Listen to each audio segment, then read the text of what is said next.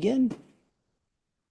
Good evening, everyone. So my name is James Herbert. I'm the president of the University of New England, and thank you all for joining us tonight for the 9th event in our President's Forum series. So unfortunately, the winter weather up here in Maine necessitated that we move the event to this online Zoom format, and I really regret that we couldn't gather in person like we usually do. But I'm also glad that we have the ability to continue to be able to have this important conversation. So tonight's topic gets right to the heart of why we launched the President's Forum in the first place. In this era, when practically every issue becomes politicized, and when public trust in institutions of all kinds, including colleges and universities, continues to decline, higher education faces a crisis unlike any that it's ever faced before. In short, the American people are rapidly losing faith in the value of a college degree. In fact, some Americans even believe that college can actually be detrimental to a young person's ability to think critically. According to a recent poll, only 36% of Americans have strong confidence in higher education today, which represents a sharp drop from 48% in 2018 and 57% in 2015. This drop is reflected across all subgroups, but it is especially among those who identify as Republican. This is a great loss. For generations, Americans generally agreed, regardless of political affiliation, we generally agreed that our colleges and universities provided graduates with pathways to fulfilling, successful lives while returning corollary benefits to society as a whole, such as scientific research, community involvement, and civic engagement. They were confident that our nation's institutions of higher education were beneficial to society, that they elevated the quality of lives of both educated individuals and of society as a whole. Sadly, this is no longer the case. Both those on the far right and the far left of our political spectrum have contributed to higher ed's politicization and the decline in public confidence in the academy. Voices on the right have criticized American colleges and universities as liberal echo chambers. They're quick to highlight examples of assignments and courses and texts and speakers and institutional policies that they believe reflect concerted efforts to affirm in students political progressive views on today's most contentious topics. They point to studies demonstrating an imbalance in professors' political views and party identification, such as one survey that found that liberal faculty outnumbered conservatives nearly 12 to 1 nationally, or another that demonstrated that liberal professors outnumber conservatives 28 to 1 in New England. They cite this imbalance as evidence that progressive faculty members are presenting materials in politically unbalanced ways in an intentional effort to shape student views. They're quick to highlight disturbing incidents at a few elite institutions and portray them as reflecting the sector as a whole.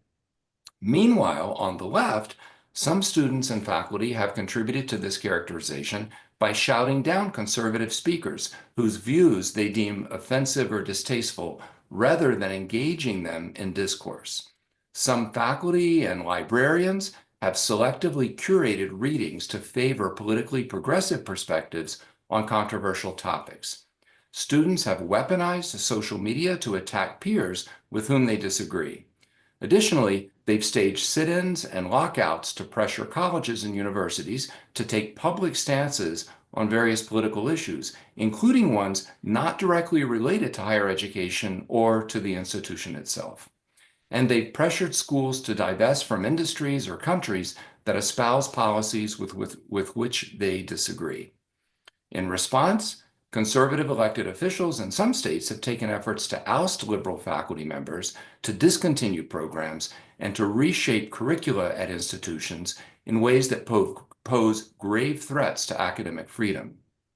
In short, there's plenty of blame to go around for the dramatic erosion of public trust in higher education. Rather than serving its traditional role as a marketplace of ideas, higher education has become just another battleground in our hyper-polarized times. As educators, it is incumbent on us to restore public trust in our institutions of higher learning. An important step in doing so is to demonstrate our commitment to ideological diversity. We must constantly recommit ourselves to exploring diverse perspectives on controversial issues in the face of attempts to stifle genuine discourse and impose ideological purity. The President's Forum is just one of several programs here at UNE designed to foster the type of critical discourse that positions students to make up their own minds about today's most contentious issues. Tonight, we will look inward and turn the forum's lens on higher education itself. We will consider such questions as, are progressive faculty members intentionally or unintentionally inculcating liberal political views in their students? Has higher education become an ideological monoculture, leaving students and faculty afraid to say what's truly on their minds for fear of reputational damage? Does the well-documented overrepresentation of political progressives among university faculties reflect a problem that must be addressed, or is it simply a natural consequence of the fundamental mission of the academy? And what about the involvement of conservative elected officials, both at the federal level and in red states? How is that affecting higher education's mission and ideological orientation? Tonight, the 4 experts on our panel will tackle these and related issues in an attempt to help us understand more fully the stakes for higher education and indeed for all of us. Like our previous 8 forum events, tonight's program will consist of a moderated conversation followed by a larger conversation that engages all of you. Along the way, we will model how to engage in productive, respectful discourse. Our panelists include Samuel J. Adams, a professor of politics at Sarah Lawrence College and senior fellow at the American Enterprise Institute, Emma Camp, associate editor at Reason Magazine, Brandon Jett, a history professor from Florida, and Lynn Pasquarella, the current president of the American Association of Colleges and Universities and former president of Mount Holyoke College. Serving as the moderator of our discussion will be UNE Dean of Students and Vice President for Student Affairs, Jennifer DeBurrow. In addition to shaping and overseeing the student experience for our Nor'easters, Jen is a student of higher education herself, having recently earned her doctorate of education degree. So in addition to expressing my heartfelt appreciation to these 5 individuals, I'd like to also thank the UNE students, faculty, professional staff, and trustees who are tuning in, as well as members of the wider community, everyone listening tonight. I'm also grateful to the many people at UNE who helped make this event possible, and I'd like to give a special shout out to members of our Board of Trustees who are watching this evening. And finally, I'd like to thank some very special people who've committed to supporting the President's Forum project, including my friends Ford and Karen Reike, Kate and Colin Snyder, Tim and Marnie Black, and David and Christy Millett. As for the format of tonight's event, we'll begin with Jen introducing each of the panelists and giving them a chance to briefly explain their relation to the topic. Then we'll move on to the moderated conversation. And finally, we'll engage all of you in a question and answer session with our experts. When we get to that part of the program, you can click the Ask a Question button and type in your question. And I remind you that the expectation is your questions will remain on topic and respectful. So now let's begin the conversation. Thank you very much. Jen, I turn it over to you.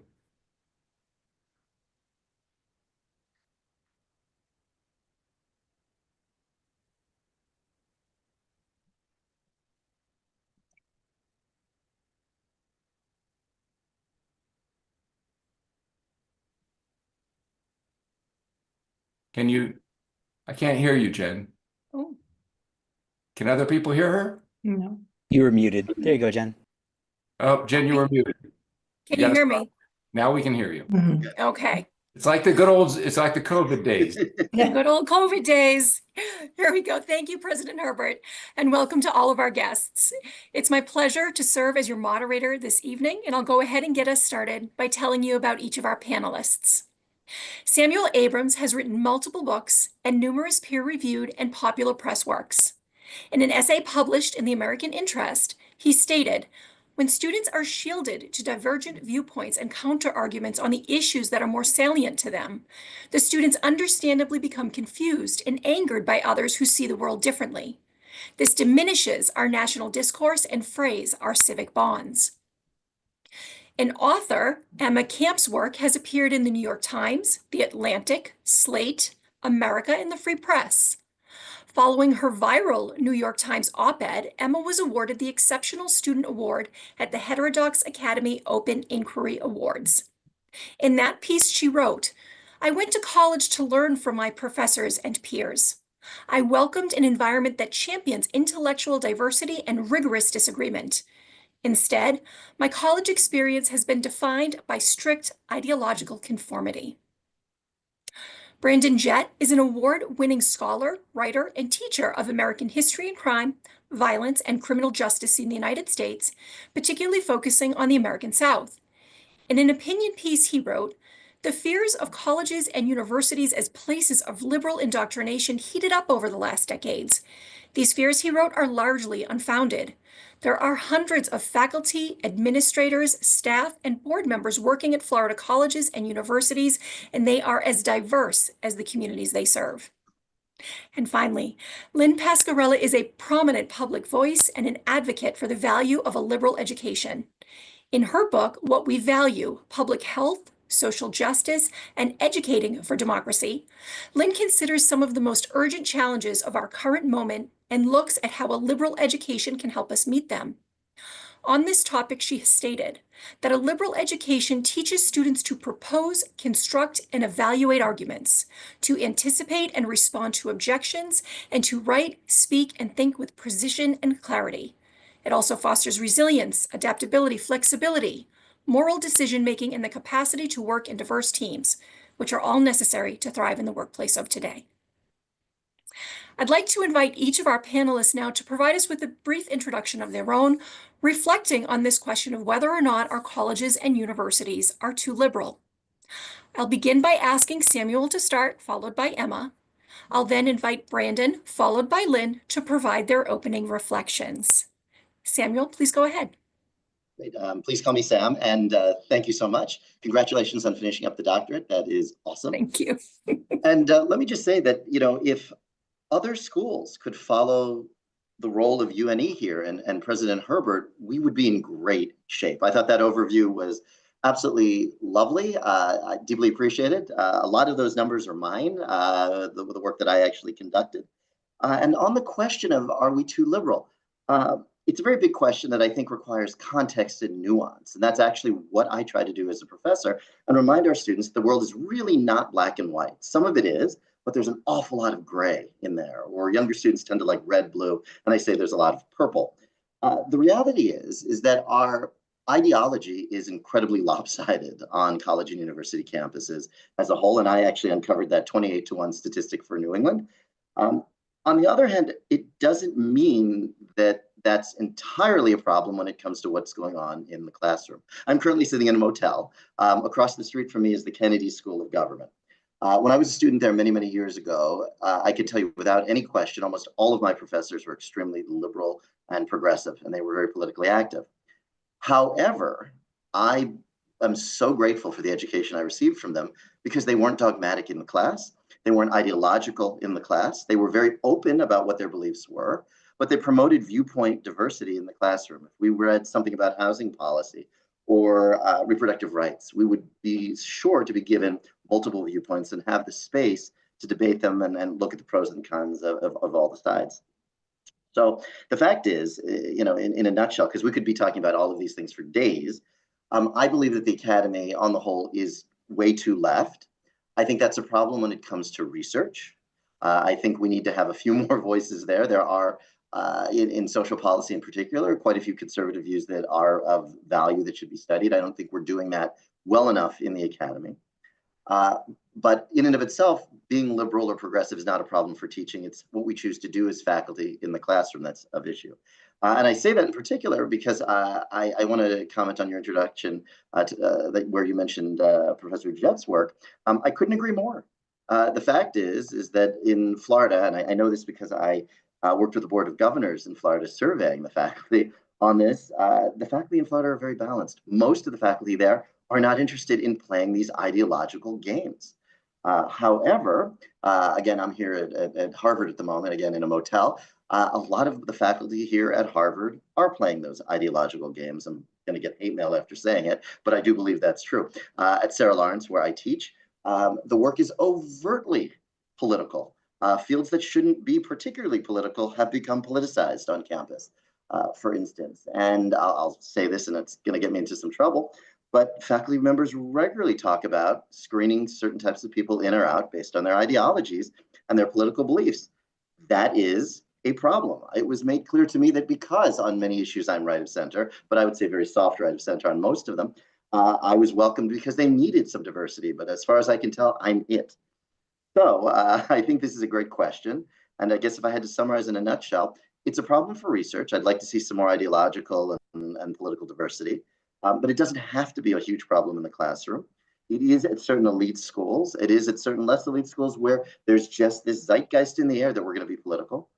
But I think that overlooks most professors who are quite good, quite intelligent, quite passionate, and love teaching and want to do best for their students. They're not all that interested in political indoctrination. That's what I think it really looks like across our higher ed space. And I will stop talking now, and thank you again for giving me the forum.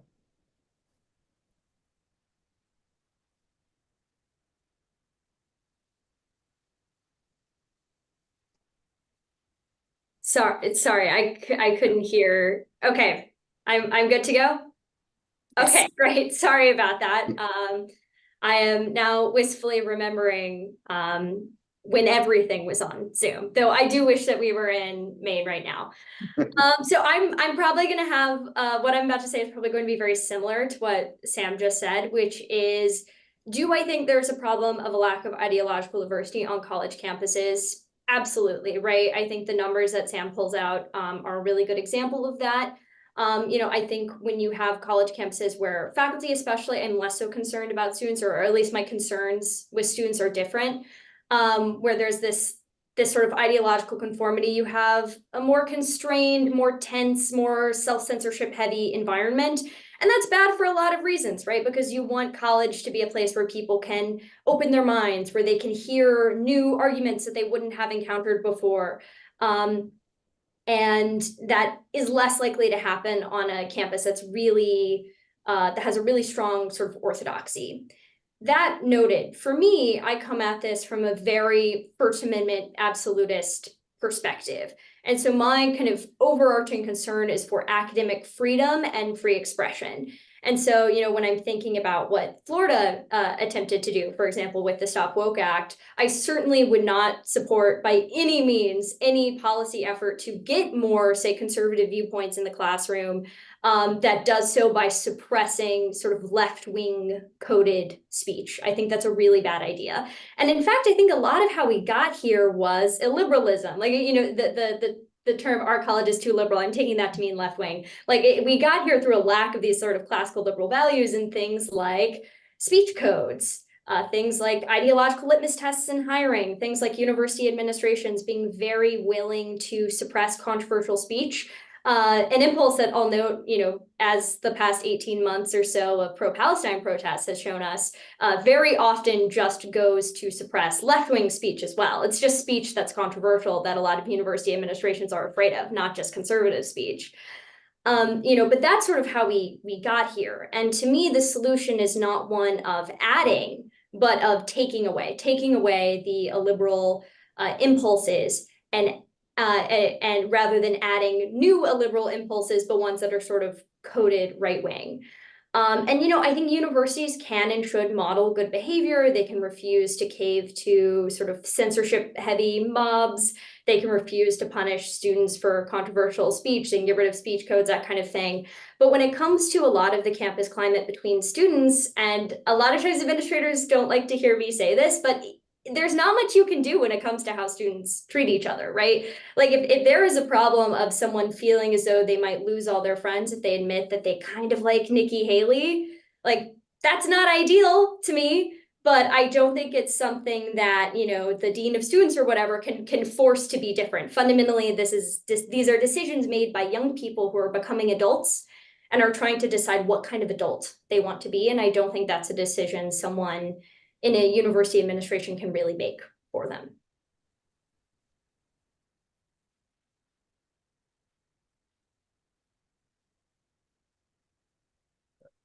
Jen's muted again. Can you hear me now? Now we can, yes. Emma, thank you for that. Brandon, please go ahead. Yeah, thanks, Jen, and thanks everybody else on the panel. I sincerely appreciate the opportunity to speak with all of you tonight.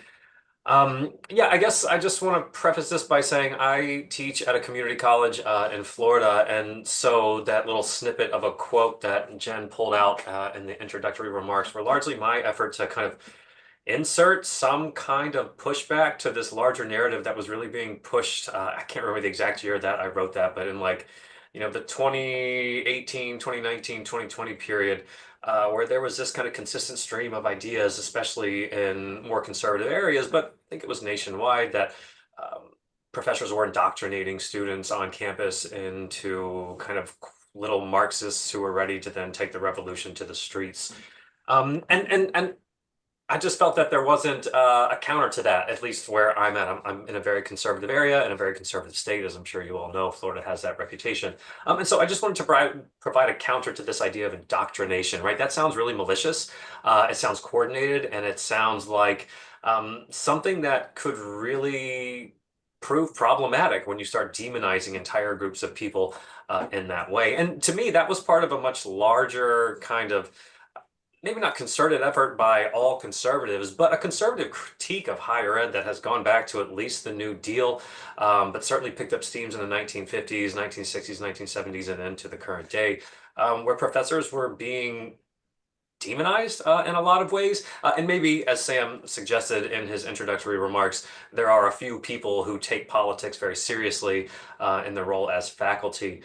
But again, to kind of paint with these broad brushes, and I'm going to quote Richard Nixon here when he said in a private conversation, "The professors are the enemy." And I think this was picked up by our Vice President J.D. Vance not that long ago as well. And I think that's a really problematic way to frame what goes on at college campuses.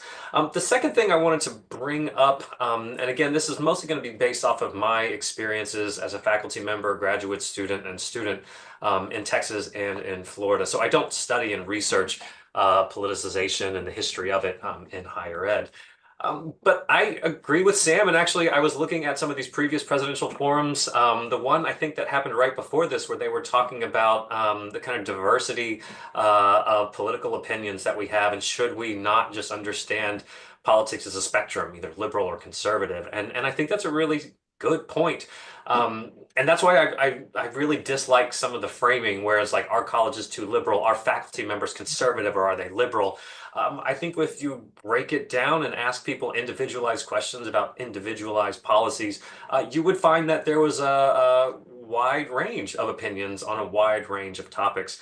And so I'd just like to remind us of that. I think now we're kind of forced to choose a side in ways that are very, very problematic and don't really represent the diversity of individuals who have diverse opinions on a lot of different things. And I'll just kind of leave it with this. I just dislike the idea of indoctrination and that being the word that's bandied about. Again, I think it puts people into a corner that potentially allows for really, really problematic things to happen, either individually or even on a kind of governmental level, where you start suppressing speech, getting rid of faculty members for what they're saying, and so on and so forth. So I will leave it at that, and just say that I very much look forward to talking with all of you.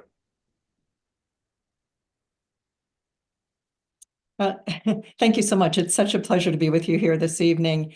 And I'm just going to build on what my fellow panelists have said. I've been thinking about the issues that we're confronting tonight in the broader context of this moment of enormity in American higher education. And James began this night by outlining some of those. We're reeling from the worst global pandemic in more than a century that has caused precipitous drops in enrollment. We have skyrocketing mental health issues on our campuses that have now surpassed financial considerations as the primary reason that students are either dropping out of college or not attending in the first place. There's the growing mistrust in higher education and skepticism around the value of a college degree, based on notions ranging from the view that higher education is too expensive, too difficult to access, and doesn't teach people 21st century skills, to the notion that all of our campuses are bastions of liberal progressivism intent on brainwashing the next generation of snowflakes to melt at the slightest abrasion of their sensibilities. There have been escalating culture wars and the politicization of higher education that has led to intrusions into almost every aspect of college operations.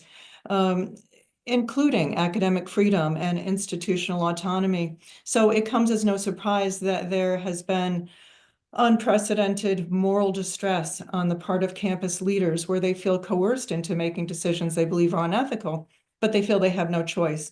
And at times that moral distress has morphed into moral injury where they feel like there's a continual erosion of their deeply held values. And so this backdrop lends a new sense of urgency to our mission at AAC&U, which is to advance the democratic purposes of higher education by promoting equity, innovation, and excellence in liberal education. So we believe that there's an inextricable link between liberal education and our nation's historic mission of educating for democracy. Liberal education cannot take place, and democracy cannot be safeguarded if there is not a free exchange of ideas and the unfettered pursuit of the truth, and the willingness on the part of those in higher education to countenance the possibility that some of their most fundamentally held beliefs might actually be mistaken. And so if we hope to fulfill the promise of American higher education, we need to expose students to a rich diversity of ideas and perspectives and experiences as a means of helping them form their own independent judgments. And Emma's exactly right. We need to focus on illiberalism, whether or not it's coming from the right or the left. So we have to contest all efforts to promote illiberal indoctrination, no matter what the source.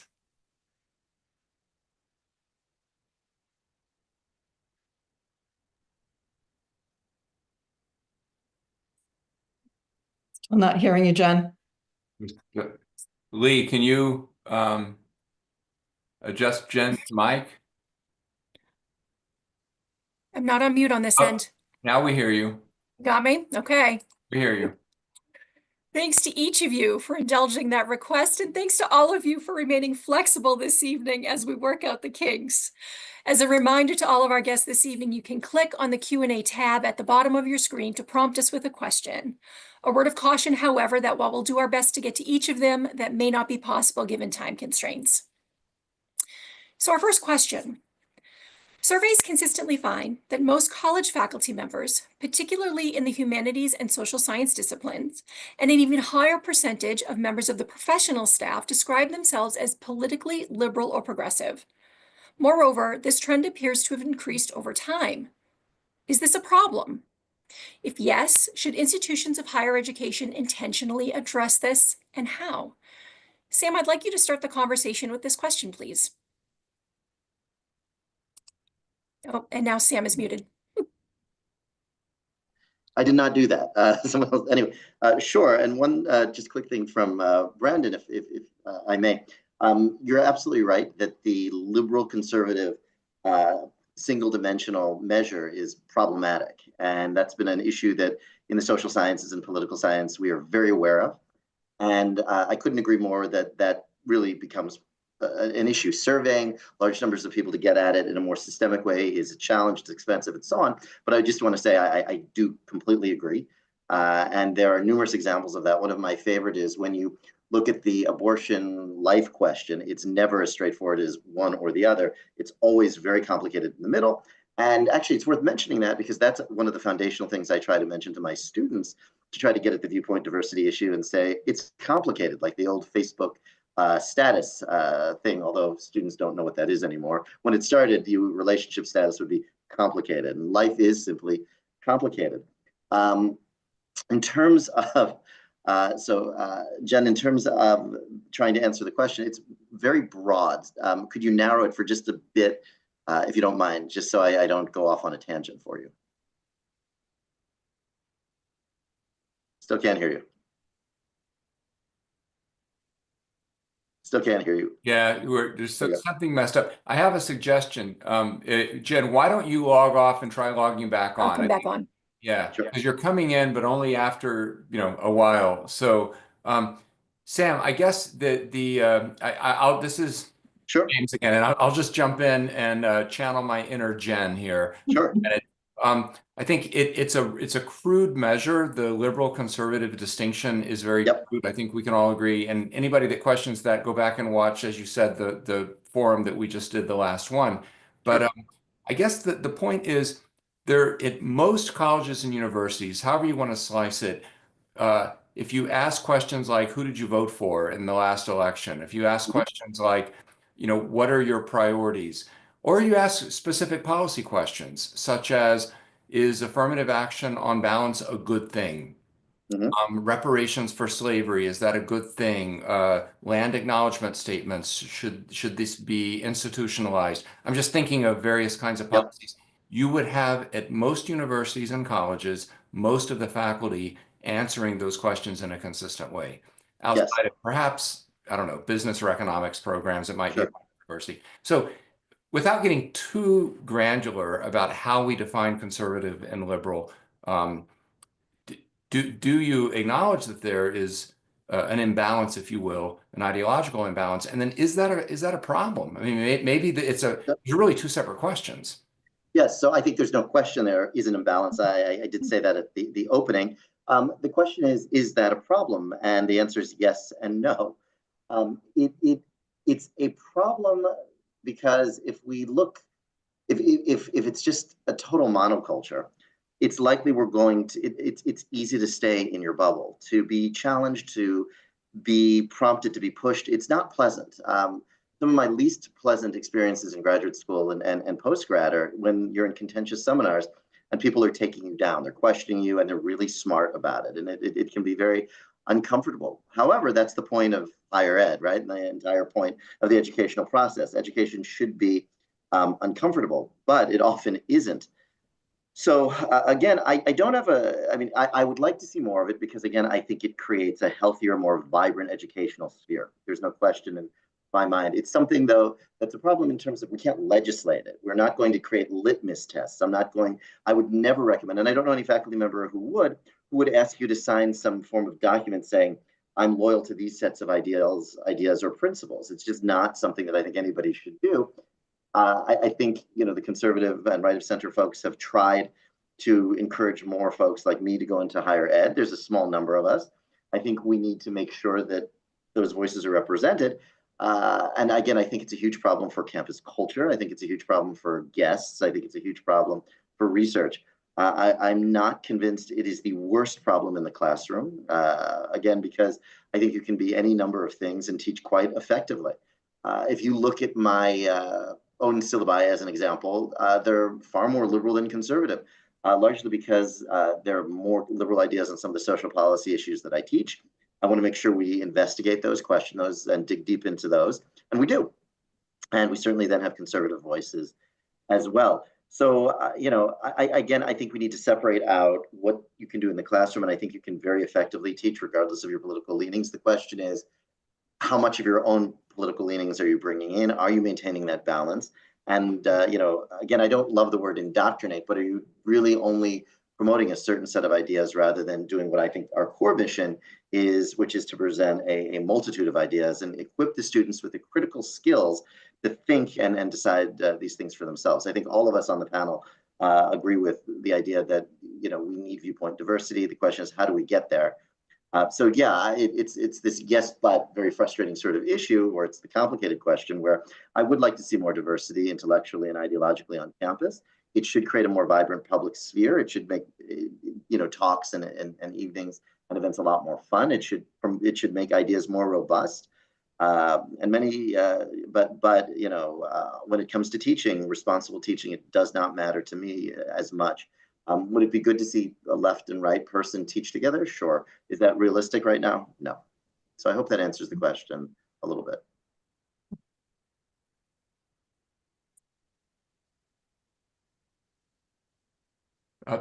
Jen is still having trouble with her. We're still not hearing her. I don't know what's going on, but Hmm. how about we do this? I'm just going to jump in Sure.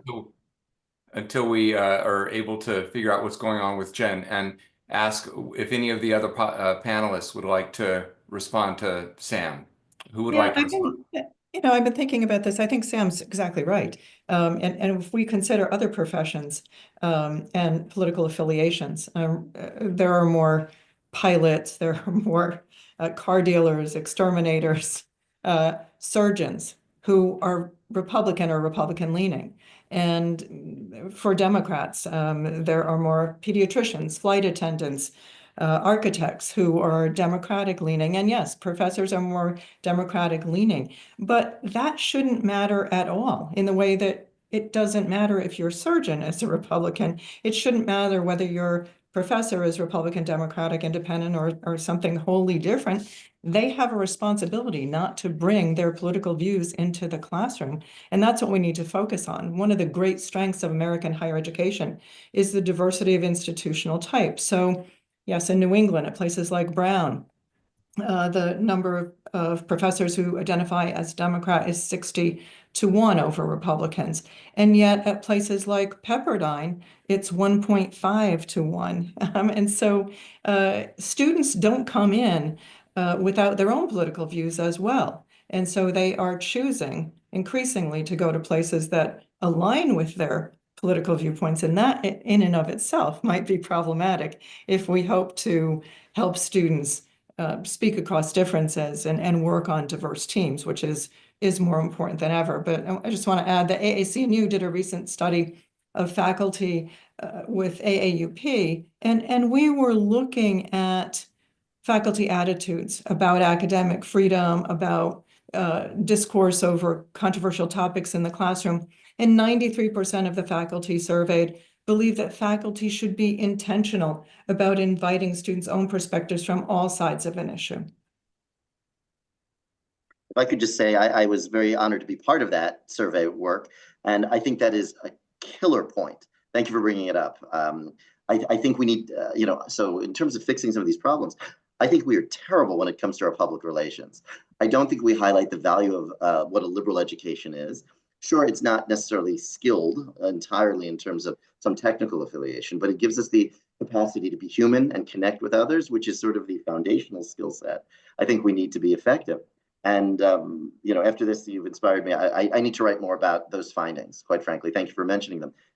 For all the folks tuning in, please read that report. I think it showcases the best of what faculty are trying to be. And I think we're doing a terrible job collectively as faculty representing that point. I mean, in public polling work, if you hit anything above 90, that's basically unanimous. There's always a weird 5, 8, 10% of noise. So I think that's a pretty resoundingly strong statement. And it was a very well done survey that way. So thank you for mentioning it. I was hoping to chime in a little bit. I hope that's okay, since everyone is on mute at UNE. I guess we can do whatever we want as panelists, which is great. Watch out, Brandon. I can talk. Uh-oh, he is not muted. Just a couple of things I wanted to point out. Obviously, you would like to see more representation of more voices. I think that's important. I think we should be hiring more tenure track faculty across the board. I'm sure your students have no idea about this, but like the job market in higher ed is absolutely atrocious. I read a couple of statistics last week. I think something like between 10 and 20%, depending on your field, of students graduating with a PhD in 2017 found themselves in a tenure track line like 4 years later. So yeah, we should hire a lot more tenure track faculty, and maybe that would be a way to encourage more viewpoint diversity. I agree with Sam and Lynn. I don't know what one's politics necessarily have to do with their job. I mean, Sam, you're kind of in a tough boat where you were teaching political science and politics. So I could see where those fields maybe get a little tricky, but I always say, I don't know what a liberal history looks like or a conservative history looks like. From a professional standpoint, I know like the talking points from talking heads. And so, yeah, I just wanted to like emphasize that we are capable of holding political opinions and then not having that shape what we do for a living or shape all things that we do. I think we've approached this place in the United States where we think all actions are motivated by political leanings or are working towards some larger political goal. And I just think that again really diminishes what we all do and why we do it. So I just wanted to kind of offer that out there. In terms of, kind of increasing the number of, I think the question was like conservative faculty. I kind of agree with my panelists. I'm not really sure how that's accomplished. You can't necessarily ask people on hiring committees. So, who'd you vote for? And check the box in that way. But again, I think the solution is not the one that presidents probably or people who control budgets want to hear. And that's like, we need to hire a lot more tenure track faculty across the board. The final thing I wanted to add is, I teach at a community college. I think something like 40 to 45% of all American undergraduates go to community colleges. And so again, when we make these blanket statements about, this is higher ed, I think sometimes we forget the diversity of higher ed institutions that exist there. And I know at least at community colleges, not many of the faculty, I'm not saying no one, but not many publish. We are teaching 5.5s, 6.6s, teaching overloads and so on and so forth. So the goal really is teaching and delivering high level content. And the great thing about at least state colleges and community colleges in Florida is we're open access institutions. So anybody who graduates high school or gets a GED, we accept. And so again, we have a lot of work to do to meet this diverse group of students where they're at and where they want to go. And again, that's what we spend the bulk of our time and intellectual efforts committed to. Not, how can I ingrain in all of these students, my liberal or conservative viewpoints in the history classroom. So I just wanted to throw those few ideas out there. So, Brandon, I'd like to hear from Emma, because what I find interesting is so far everyone is agreeing that we should aspire to faculty. If I sort of have to summarize the consensus here, it's that we don't need to have faculty check off their particular boxes, and we all need to encourage an atmosphere in the classroom and outside the classroom where there's rigorous discourse, right? So we're all agreeing on that. But Emma has had experiences. She's the one who most recently went to college of all of us, and she's had experiences that would suggest that doesn't always happen. So Emma, I'd love to hear from you. Yeah, I mean, to be perfectly honest, I pretty much agree with, I'm going to be very boring and say, I agree with all the other panelists. Everything they said was so wonderful. But yeah, so something I have been thinking about through this conversation is how, I graduated college in 2022. I had dozens of professors, and probably all but 3 or 4 of them would identify as left-wing or liberal. And that was not a problem in class, right? And I was a humanities major, and a lot of that was probably the topics that were coming up. Like, was my Plato professor probably a lifelong Democrat? Yeah. Does it really like come up when you're talking about Plato? Not really. And even in classes that were more political, I was a gender studies minor, and I didn't feel like I was being indoctrinated, that's for sure. And in fact, and this sort of gets to something I think about a lot, which is that the times in the classroom or even outside of the classroom where the sort of hand of the campus orthodoxy like hung heaviest in the air was because of the way students were behaving. And that's both, and that's really a problem that, as I've sort of said earlier, I'm not really sure what universities can directly do about, right? It's like something I was thinking about, like I was in a feminist philosophy class with a professor who I love dearly. It was my favorite professor of my time at UVA, definitely left wing. And somehow affirmative action came up, and a student said something to the effect of, when he was bringing up a point about affirmative action, that he didn't think that, for example, Barack Obama's daughters needed affirmative action when it came to college. Which, you can agree or disagree with that. I think is should be perfectly acceptable in in our diverse society to hold that view. And right, that's a view that probably the majority of Americans would hold.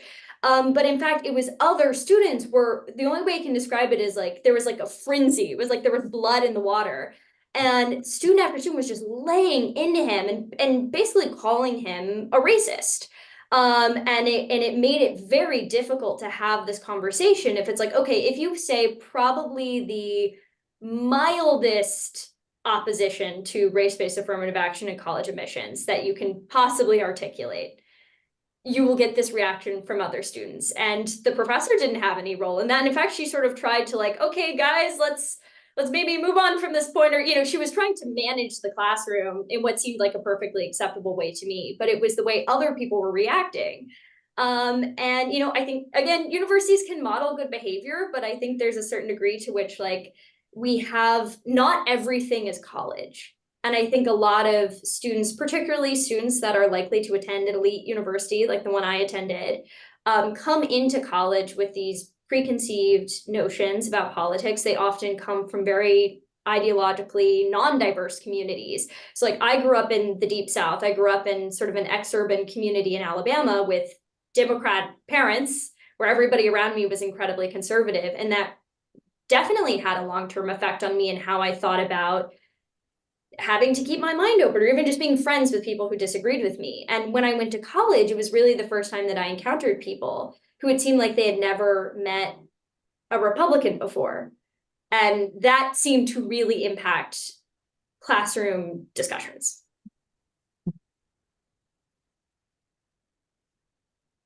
Jen, do you want to try to see if you're back? You have to unmute yourself. Lee, can you unmute Jen? So I've got you on the phone. Oh, now we hear you. Okay.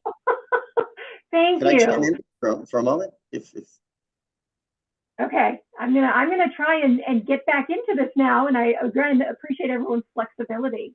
Maybe we can shift gears a little bit now with a different question. A number of red states have used governmental power. I'm seeing, okay. I just paused here, folks. We can hear I you. can hear you. loud and clear. Okay. Gosh, okay.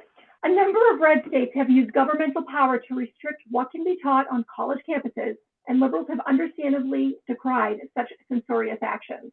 On the other hand, conservatives have criticized campus cultures in which speech is regulated by speech codes and social pressure.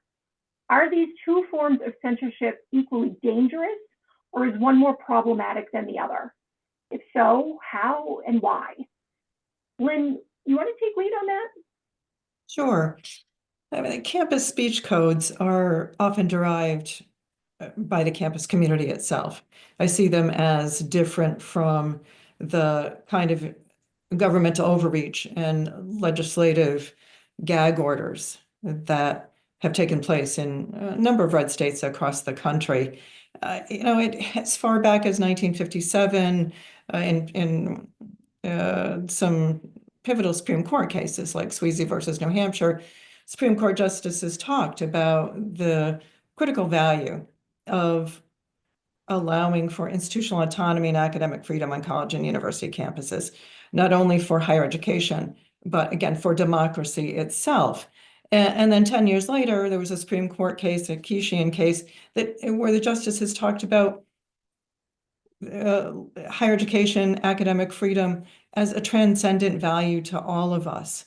And so attempts to control the curriculum, to ban divisive concepts, to prescribe a curriculum based in the Western traditions, to determine who gets hired. The court said institutions should be able to determine for themselves who teaches, what gets taught, how it is taught, and who gets admitted. All of those principles have been upended as we have abandoned this notion of stare decisis and past precedent.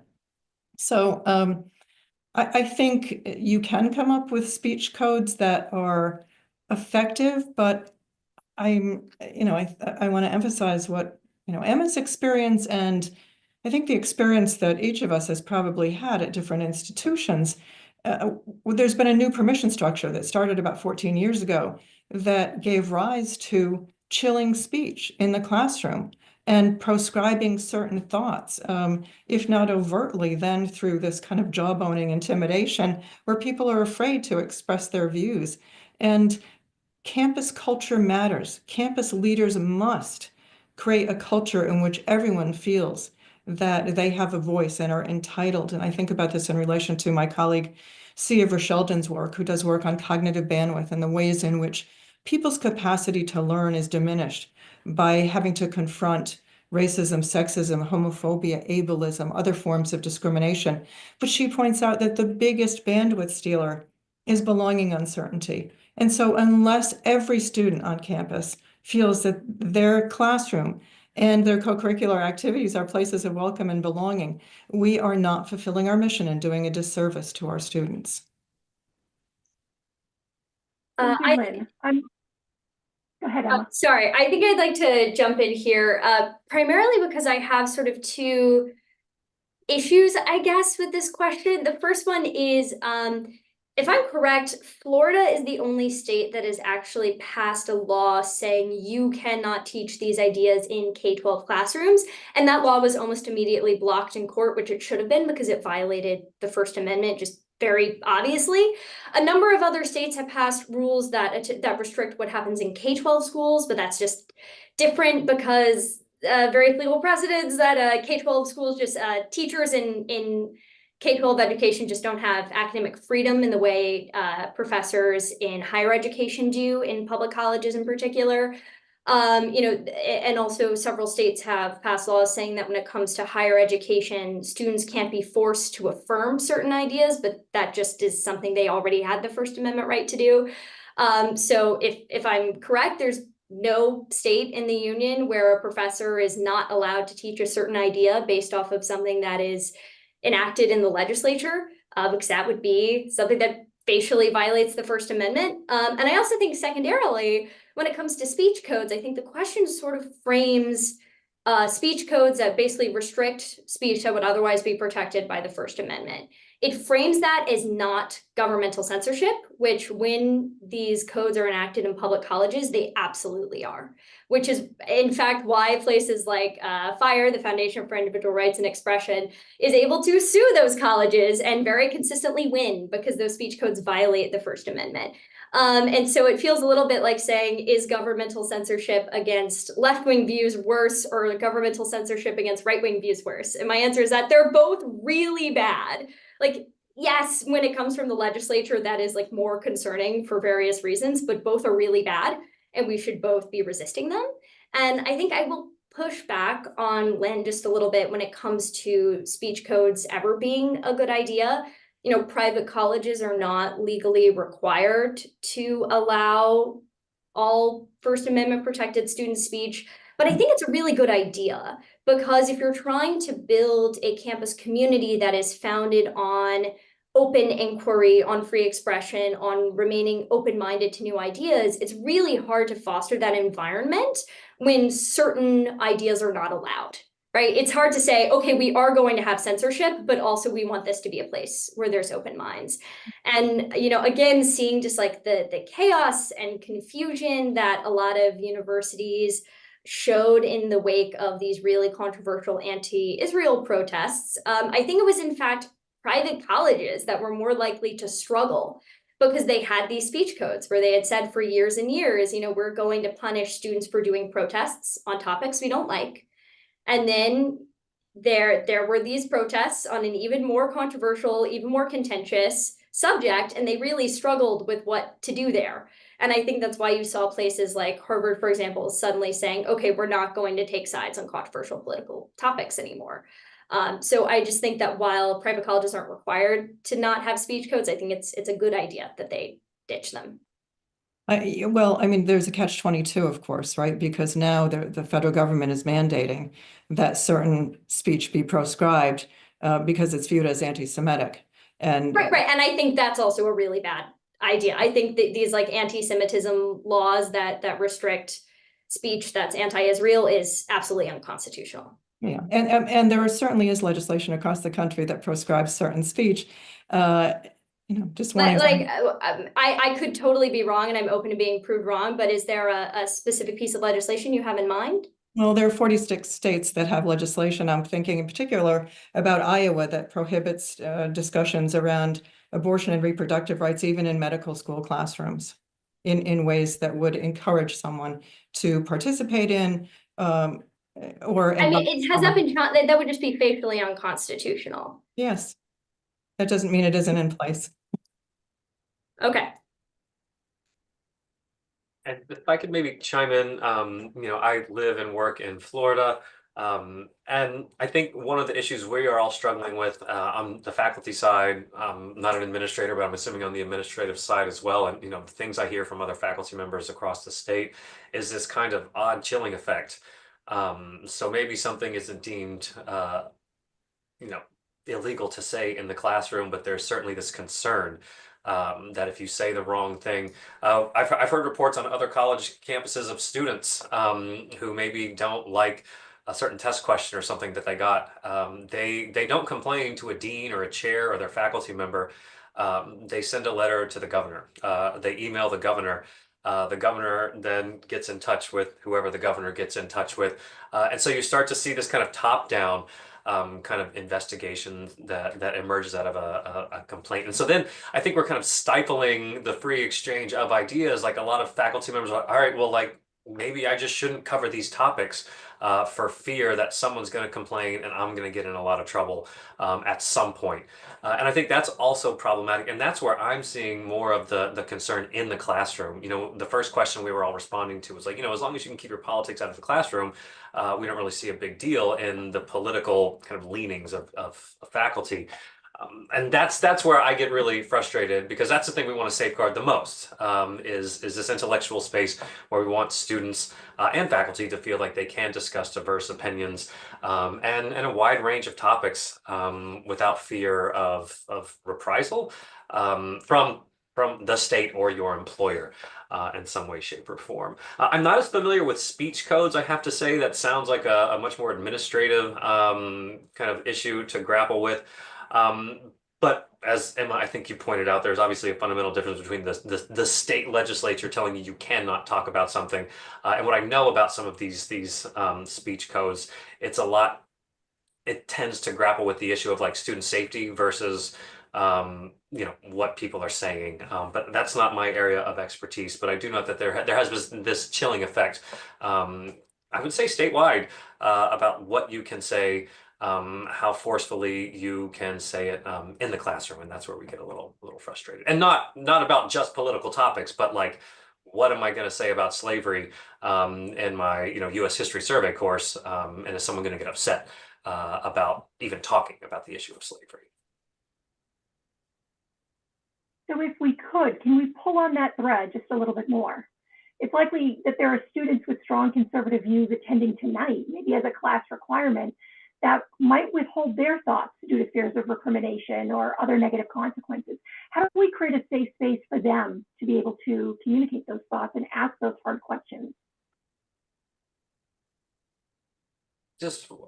Okay. I mean, obviously we should create safe spaces, but I disagree with the premise where you're saying there are undoubtedly conservative students in the audience who feel like they may not be able to say what they want to say for fear of reprisal. I would say there are probably all kinds of students in the audience right now who would fear reprisal for their opinions, how they dress, who they choose to love, and so on and so forth. And I think the fundamental question is, how do we make all of this diverse constituency feel like they have a place where they can come and explore ideas, explore themselves, and come to some fuller realization about who they are, what they believe, and what they want the world to look like. And so again, I think when we fall into this trap of like one group is feeling like their opinion is being suppressed and others aren't, I think that's kind of problematic in the framing. So yeah, I've just kind of maybe open it up a little bit more broadly. Go ahead, Sam. And so I'll speak in my capacity as a board member of FIRE, the Foundation for Individual Rights and Expression, and say that feel free to email me or fire@thefire.org if you have examples of this. This is very useful. We believe, obviously, in as much open expression as possible. And the other thing that is just worthy of mentioning here is that our very large scale surveys, these are some of the largest surveys regularly done of undergrads around the country. They're not perfect. We're doing the best we can, of course. It's very expensive and time consuming to do it. But the data is very clear, and it supports exactly what Brandon is saying here, which is the fear of cancel culture, the fear of being iced out, the inability to speak openly is not a left-right thing. It's not that conservative students are feeling pressure more so than liberal students. On average, a little bit. But what our data is showing is that everyone's speech is chilled. Everyone is afraid of expression. And I just wanted to basically support and substantiate what you're saying, because I think that's exactly the issue. This is not just conservative speech or just liberal speech. It is everybody's speech. And the data has been showing this very consistently over the last 2 years that we have. We're going to continue to monitor it regularly, and I suspect it will get better over time as we do more work, as colleges and universities are certainly more aware of it and trying to create more safe spaces. But I also want to say to Emma, I couldn't agree more. I don't know how to turn these devices off. I don't know how to disconnect people from engaging, with others. So, while we can create the fora, while we can do the best we can in our classrooms, and we can model the behaviors I think we're doing tonight beautifully, and we can have these fora, which again are terrific, and speakers and so on. I can't necessarily control what's happening in the dining halls, on social media and TikTok, whatever it may be. And that's a problem. Students are going to be who they're going to be. We can try to model better behavior. It's going to be a challenge. But for those of you in the audience who have examples of this, send them our way at FIRE. We really do try to catalog as much as we can. It's very not necessarily do anything with it in terms of legal work, but we're trying to document as much as we can. Yeah, to Sam's point, something that I find perpetually frustrating when I speak about, good discourse on college campuses, that kind of thing, is the accusation that I only care about this because I'm a mustache twirling right-winger gets flinged at me all the time. And it is absolutely maddening because it is in fact everyone's speech that gets affected. Exactly what Sam was saying, right? It is when you look at data on self-censorship on college campuses, students who fear losing their friends or even being punished by their university based off of something that they're saying, it affects large groups of students regardless of their political beliefs. If you care about there being a dynamic speech environment on college campuses, you care about speech left, right, center, whatever. And I think that it does really damage our ability to have this conversation when caring about it in the first place is cast as like a conservative viewpoint, because it's a viewpoint that sort of transcends partisanship.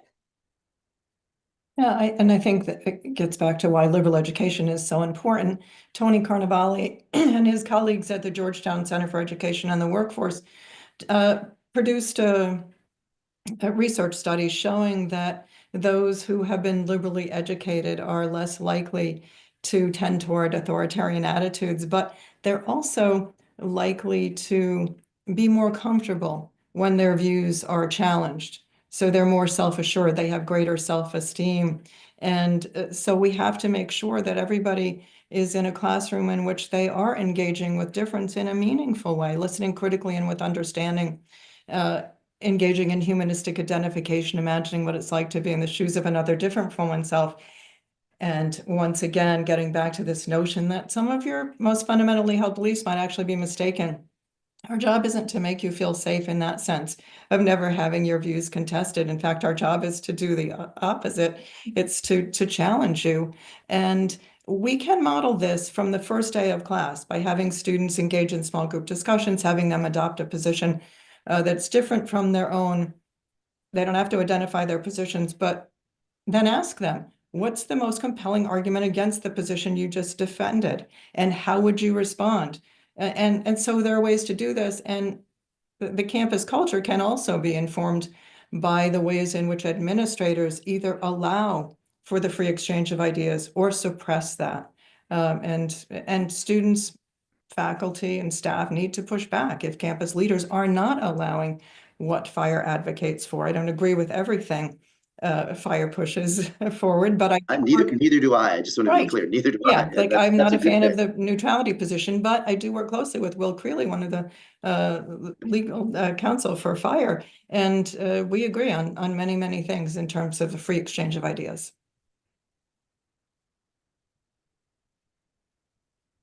Okay.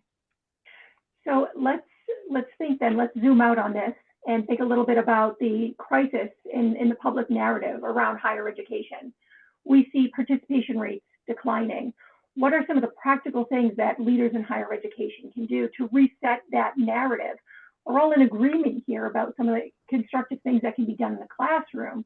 How do we begin to change that narrative outwardly? I think the only way to change the narrative is for us to serve as anchor institutions in our communities, demonstrating that our success is inextricably linked to the psychological, social, educational, health, economic well-being of those in the communities in which we're located and those we seek to serve. We have for far too long existed in an ivory tower as a willful disconnect from the practical matters of everyday life. We need to be visible to people who are the most skeptical about what it is that we're doing, why we matter. Nancy Cantor, who's the biggest champion of anchor institutions, who's now the president of Hunter, said we have to stop asking what we're good at and ask what are we good for and what does the community need from us. And until we do that, we're not going to make any progress toward restoring public trust in the promise of higher education in general and liberal education in particular. Yeah, I wanted to jump into, I think that was a great point, Lynn. Again, I work at a community college. We call them state colleges, but a community college. And I think community colleges in general have done a much better job of connecting to the communities that they serve and identifying needs and responding to those needs. But one of the things I tried to do in my, I feel kind of foolish. I'm sitting on a panel here with people who have written op-eds for the New York Times and whatnot, which is like fantastic and incredible. And I just wrote a little op-ed for our local newspaper, trying to defend the institution that I love and work for. But I think that matters too. The New York Times is obviously, the newspaper of record, but, engaging with your local community in some way, shape, or form. As I said in my short piece, come and take a look at our colleges and see what we do day in and day out. And I think this notion of the ivory tower exists for sure. It exists, but I also believe that most colleges don't necessarily reflect that ivory tower kind of stereotype. I wrote an op-ed once, and I was criticized by someone who wrote me an email and said, you sit in your ivory tower. What do you really know? And I said, hey, just to be honest with you, like I get paid this much money. My insurance is too expensive. My house and mortgage, I'm concerned about that. I have to deal with my daughter and put her in the right school. Like I work in a cubicle, right? Like I am firmly part of the community just like you are, and I deal with many of the same issues and concerns that you do or have dealt with at some point in your life. And I think that is part of that breaking down that seeming divide that we exist outside of the communities that we serve. So if we're looking for models, again, I just can't emphasize and justify enough. Community colleges, state colleges really deliver in very, very effective ways. And I think that's part of the process of kind of building these bridges back into the community. And again, we are open access, so we will take anybody from the community, meet them where they're at, and get them where they want to go, whatever those educational goals and outcomes might be.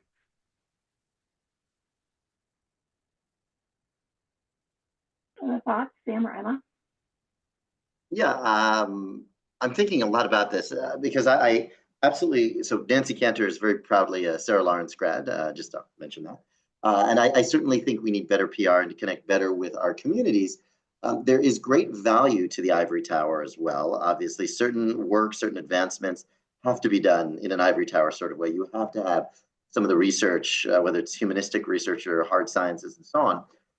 On the other hand, as everyone's talking, I'm thinking a lot about also a very popular trend nowadays, which I think is somewhat problematic, which is the scholar activist or the activist scholar as well. These folks, see their work primarily, a lot of them as activism over scholarship, or the activism is a form of scholarship. I don't know what to make of that. Because people like that could say, well, look, our whole existence, we have a lot of this at Sarah Lawrence now. If you read the bios, they come in and say they're activists, that helps. But I'm here right by Harvard and their gates, and I think just as a starting point, not to actually physically tear down those gates, but we metaphorically need to tear down those gates. The faculty need to be told, if you want a job, if you want to do this.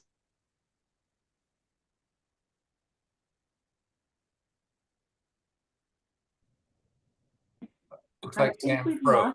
lost. I think Sam froze. He's in a hotel room. Oh. So, oh, there he is. He's back. Sam, you I am froze. so sorry. I'm It's not okay. moving. I apologize. But no, I think just as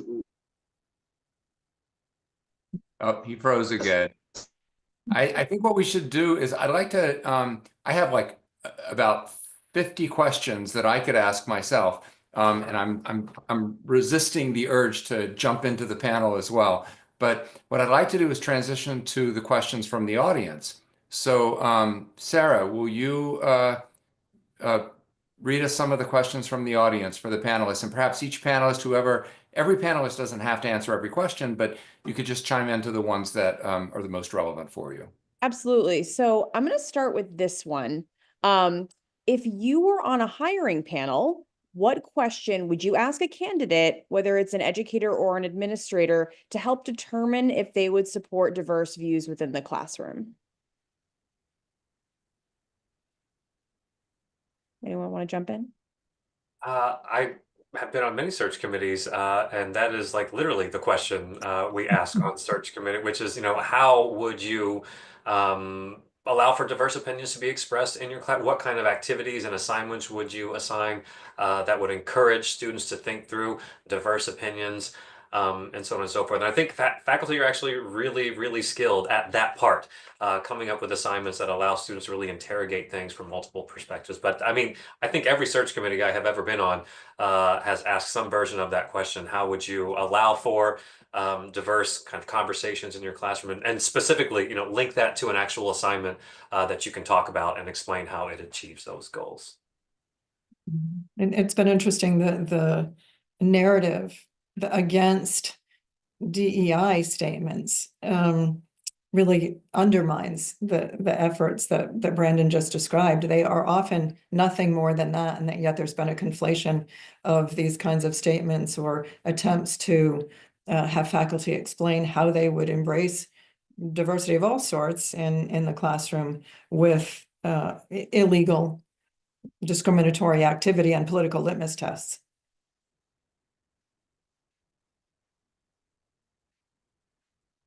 I mean, I would like to point out that I don't think that's always true. I'm sure that there are plenty of colleges that use DEI statements as a way of just saying, do you believe in diversity? But what comes to mind is, I believe, UC Berkeley, where it was something like they weeded out the vast majority of applicants to certain positions just by using their diversity statements. And when you look at the rubrics of some colleges, they will often not give a candidate fewer points, that they'll knock them for saying something like, I will aim to treat all students equally regardless of their identity characteristics. So I don't think they inherently have to be ideological litmus tests, but I certainly think that has been true in at least some universities.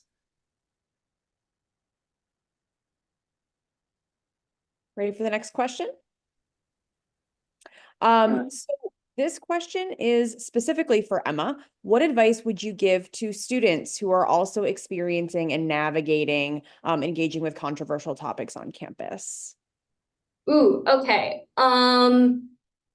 Pick your friends well. The best thing I ever did at my time at UVA was join the Jefferson Literary and Debating Society, which in July will be celebrating its bicentennial. And that is sort of a 19th century style debating society. So it wasn't quite like a debate club in the way you think of like standard debate. It was a room full of 20-year-olds who want to spend their Friday nights not at bars, but instead in a room having rowdy discussions over both like current political events and then also things like a debate on whether the Kool-Aid man is the jug or the juice, like what is his essence? And it was delightful. And it's where I encountered so many people who had very different political beliefs from me, but whom I still have these lifelong friendships with, and had these really deep, wonderful friendships with, where I could spend my time hanging out with people who were, actual communists, and people who were like Catholic integralists, and people who were way more conservative and way more left-wing than me. And it sort of taught me that when you're looking at whether or not someone should be your friend, their politics are like the 15th most interesting thing in that list. And so the advice I would give to someone going to college is, if you're interested in having these interesting conversations, find where it is on your campus that those conversations are happening. And again, like when you're thinking about whether or not you want to be someone's friends, their politics are probably not as important as you think they might be. Thank you. Let's see. So this question is for anybody to answer. And it was touched on a little bit, but it's an interesting question. Should faculty aspire to complete neutrality in their teaching and interactions with students, never disclosing how they lean politically, or is it preferable for them to disclose their political identification early in the semester so that students understand where they are coming from and can be mindful of any unintended biases that might creep into their instruction and conversations?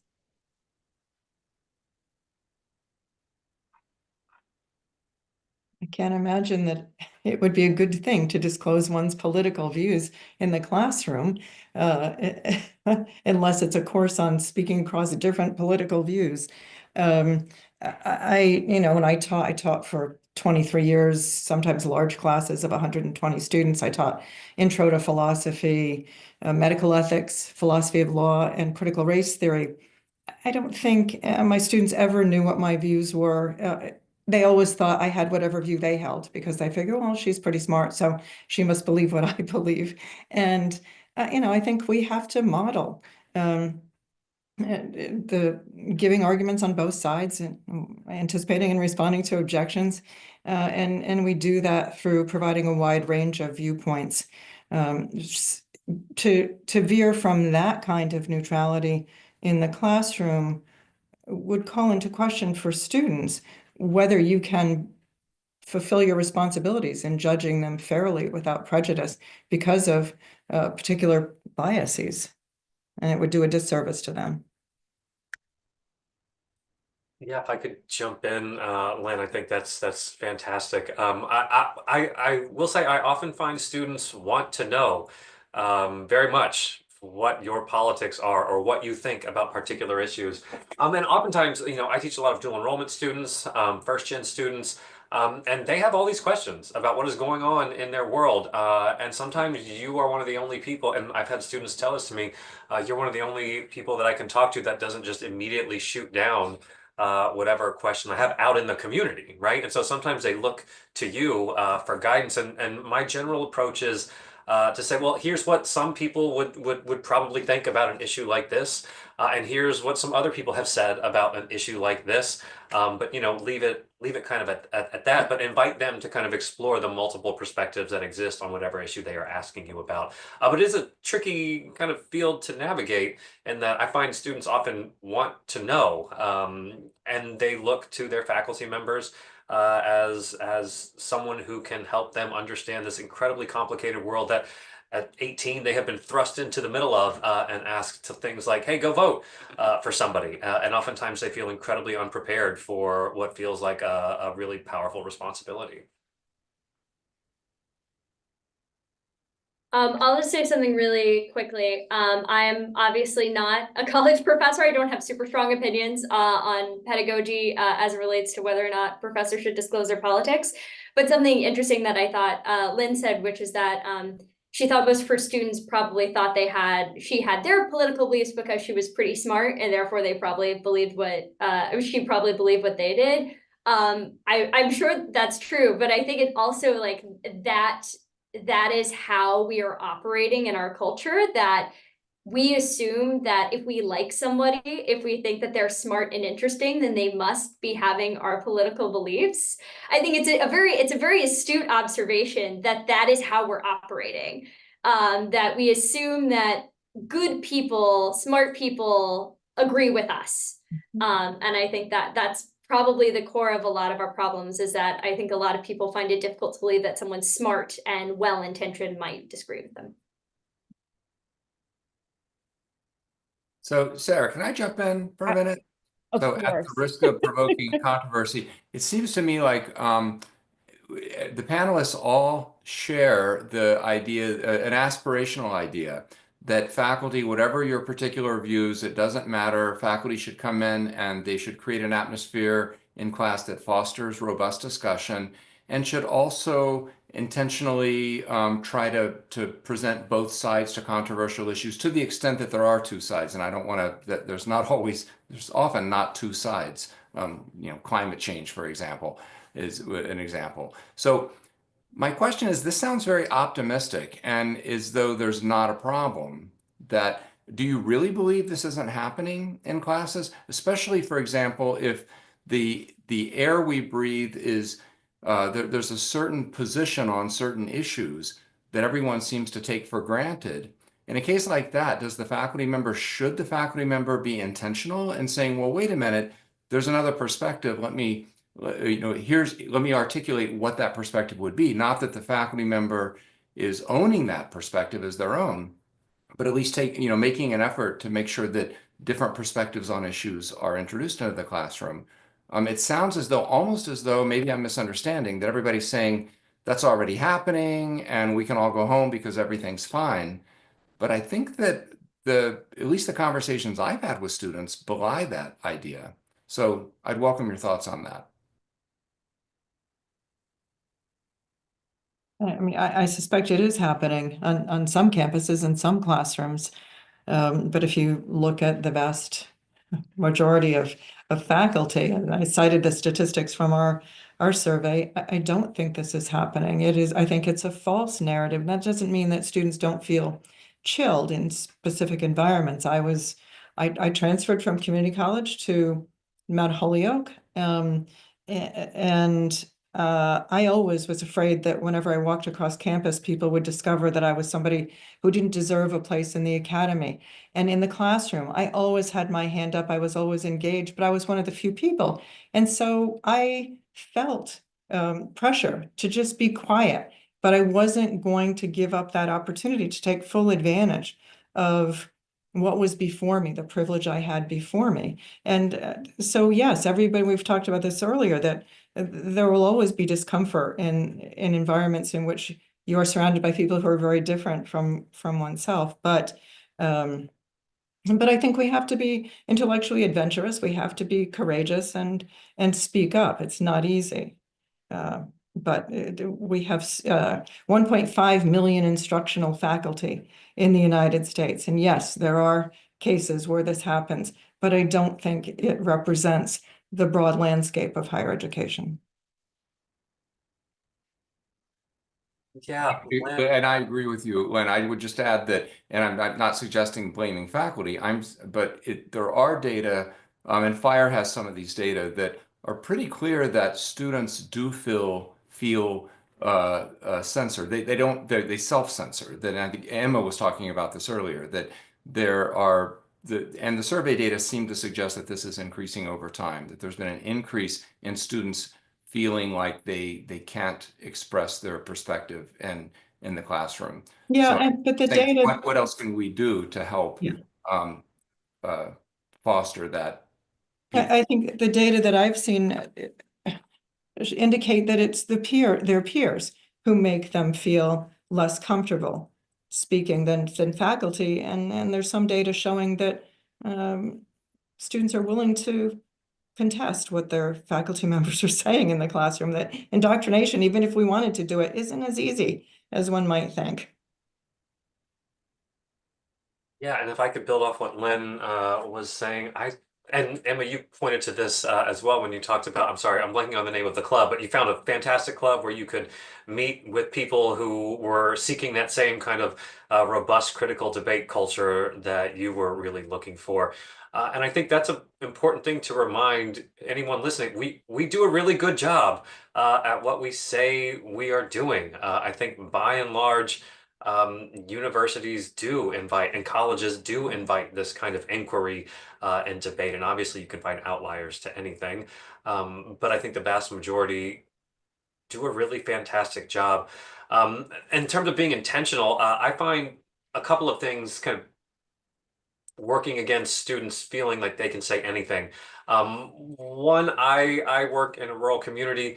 Again, sometimes I go into or work with dual enrollment students. They're coming to us from the high school, and they think that they have to say what they think I want them to say. Like that's often the response I got. For instance, I had students write a couple of essays, one of which was, should Confederate monuments come down, or should we keep them up? Or what should we do with them was the general prompt. And I gave them a bunch of different resources from a bunch of different perspectives.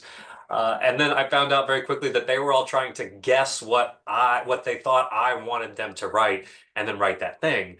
And what I had to tell them is I literally do not care what you have to say about Confederate monuments. I care about your ability to support your idea with evidence.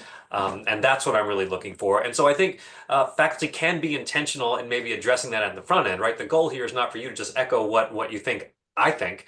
The goal here is for you to become much better versed at critically thinking through problems, coming to a conclusion based on an evaluation of multiple resources, and supporting your conclusion with compelling evidence. And I think that's where we can be more intentional and encouraging students to like think more fully and deeply about what it is we're doing in the classroom and what they should try to get from our classroom experience.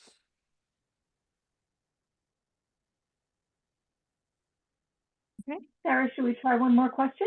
I think we can go to one more question before we wrap things up. And thanks everybody for the great conversation. So we'll end on this one. I'm wondering if you can speak to the way that power structures affect these conversations. The stakes are high no matter what, but they often feel even higher when conversations are connected to the human rights of people within our communities.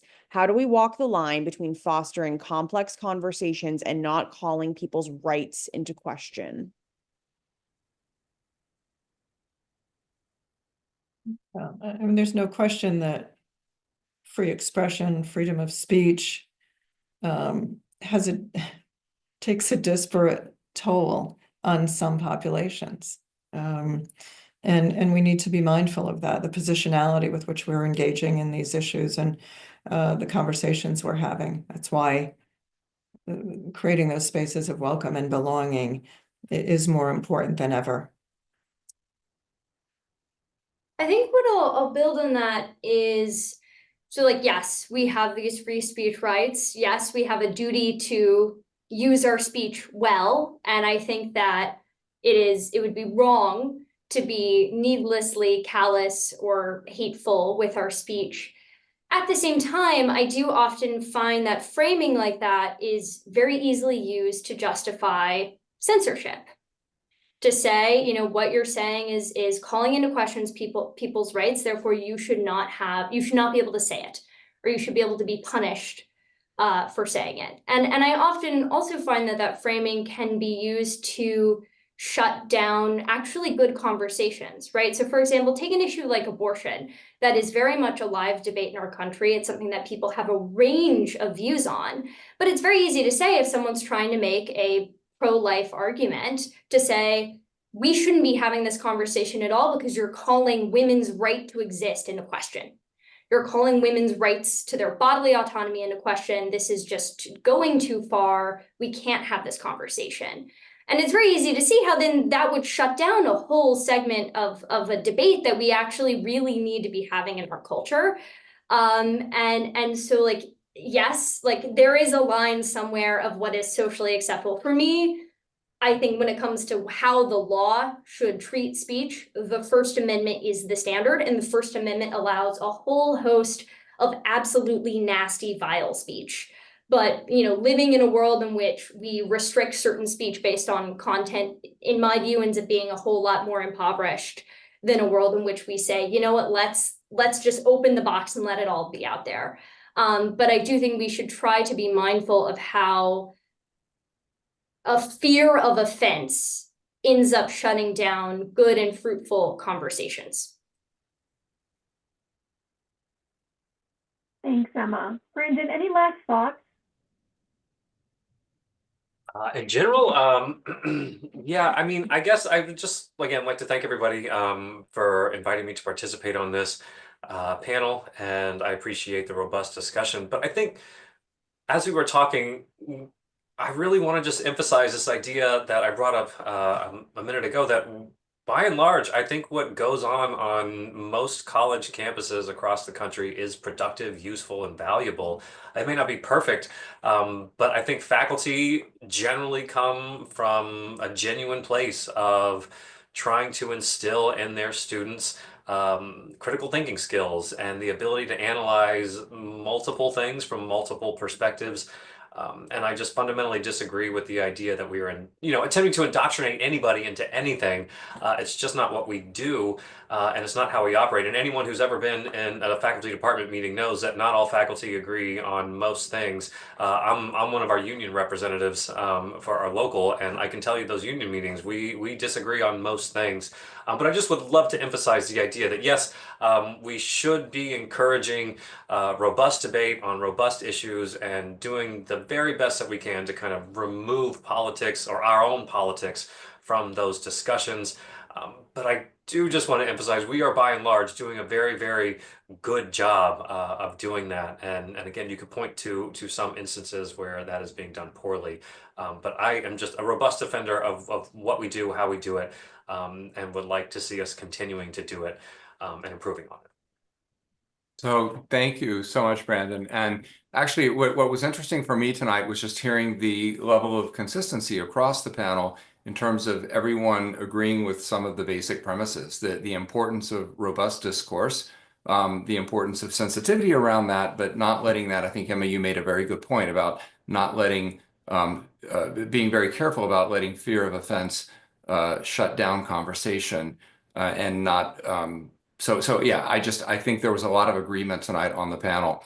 I'm also struck that we could take any one of these many threads that we touched on and create a whole separate discussion and spend 2 hours just on that one point. There's so much rich material here, and I feel like we scratched the surface. I, for one, would love to continue going on for another couple of hours, but alas, I think we might lose our audience in that case. So I want to thank everyone. I also want to point out that Sam, who, as you noticed, dropped off, as he mentioned earlier, he's in a hotel room in Boston, and apparently they had a fire drill, and he had to evacuate the building. And so he texted me that he's standing outside in the rain, and was frantically looking for a cell phone signal that he could, chime in with his call. So sorry about that, Sam, but we certainly appreciated his participation as well. I want to thank all of our panelists. This was a wonderful conversation. Again, I feel like we just scratched the surface and there's so much more that we could do here. So appreciate it all. And I apologize to the audience that we had to do this remotely and I also for the glitches. And I promise, Jen, that was not intentional, somebody muting you. That was some kind of a weird computer glitch. This certainly reminds me of the old days of COVID in more ways than one. So anyway, thank you all very, very much for participating. Thank you to our audience, and let's keep these conversations going. Have a good evening, everyone.